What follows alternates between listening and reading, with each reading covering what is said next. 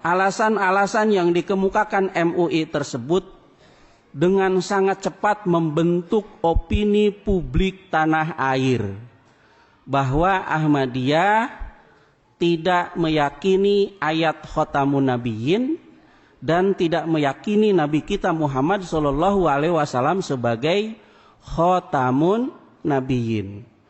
Begitu hebatnya itu fatwa MUI membentuk opini publik tanah air tentang Ahmadiyah. Sehingga aksi massa menolak Ahmadiyah merebak di mana-mana. Bapak-bapak merasakan tidak? Ya, merebak di mana-mana. Orang Jawa Tengah yang santun, yang toleran, yang kalau diinjak kaki juga masih bilang nyun sewu, itu tiba-tiba menjadi ganas. Pak Tajis merasakan kemarin masjidnya dibobok, diruntuhkan. Terakhir hari Selasa kemarin Masjid Parakan Salak Sukabumi. Nah, itu gara-gara apa? Fatwa. Begitu cepat membentuk opini. Tahun 2008 pemerintah pun menerbitkan SKB. Gubernur Jabar, Gubernur Jatim, Gubernur Banten tahun 2011 menerbitkan pergub. Dan yang saya masih ingat, sebelum Ramadan, sebelum Idul Fitri tahun berapa? 2010 apa 2011. Surya Dharma Ali, Menteri Agama saat itu, pun menyuruh Ahmadiyah keluar dari Islam dan membuat agama baru. Masih ingat nggak statement Menag waktu itu? Pertanyaannya sekarang, benarkah Ahmadiyah mengingkari ayat Khotamun Nabiyyin? Benarkah Ahmadiyah mengingkari Nabi Muhammad sebagai Khotamun Nabiyyin? Dan benarkah Ahmadiyah meyakini Mirza Ghulam Ahmad sebagai Nabi? Bapak-bapak, dalam forum ini saya ingin memberikan klarifikasi tentang itu, dan bapak-bapak, ibu-ibu perlu betul-betul paham supaya bisa memberikan penjelasan. Jadi dalam forum ini saya ingin menyampaikan klarifikasi tentang itu. Dan saya ingin sampaikan dalam forum ini, akidah Ahmadiyah tidak sedikit pun menyimpang atau keluar dari akidah Islam. Ahmadiyah berakidah sesuai dengan akidah 6 rukun iman dan beribadah sesuai dengan 5 rukun Islam. Ahmadiyah beriman dengan teguh Allah itu Esa dan Muhammad adalah Nabi dan Rasulnya. Ahmadiyah meyakini la ilaha illallah Muhammadur Rasulullah dan mengikrarkan kalimat syahadat asyhadu alla ilaha illallah wa asyhadu anna Muhammadar Rasulullah. Saya sering menyatakan kepada teman-teman, sahabat-sahabat, kalau Ahmadiyah tidak mengimani 6 rukun iman dan mengamalkan 5 rukun Islam, saya tidak akan jadi Ahmadiyah dan saya tidak akan jadi mubaligh Ahmadiyah.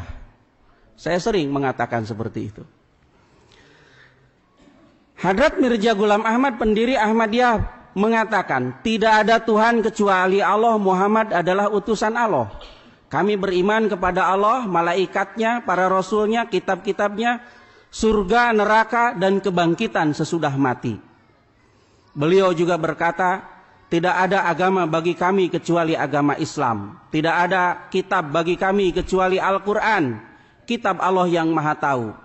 Tidak ada nabi panutan bagi kami kecuali Nabi kita Muhammad, Khotamun Nabiyyin sallallahu alaihi wasallam.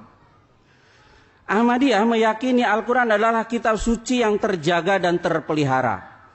Tidak ada satu nas pun di dalam Al-Quran yang mansuh.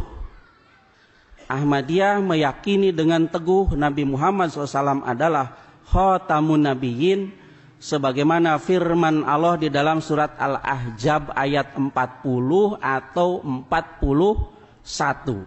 Maka Muhammadun aba ahadim mir rijalikum walaki rasulallahi wa khotaman nabiyyin. Dan Hadrat Mirza Ghulam Ahmad berkata, ketahuilah wahai saudaraku, Sesungguhnya kami beriman kepada Allah sebagai Tuhan dan Muhammad sallallahu alaihi wasallam adalah seorang nabi. Serta kami beriman beliau adalah khatamun nabiyyin. Dan beliau bersabda lagi, dan dengan sungguh-sungguh saya percaya Nabi Muhammad adalah khatamul anbiya. Seorang yang tidak percaya kepada khatamun nubuwah beliau adalah orang yang tidak beriman dan berada di luar lingkungan Islam.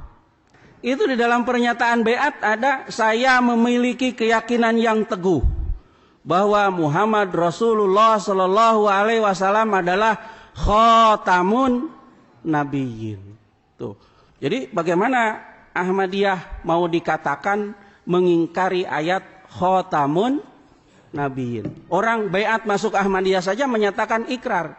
Saya meyakini dengan teguh Muhammad Rasulullah SAW adalah khatamun nabiyyin.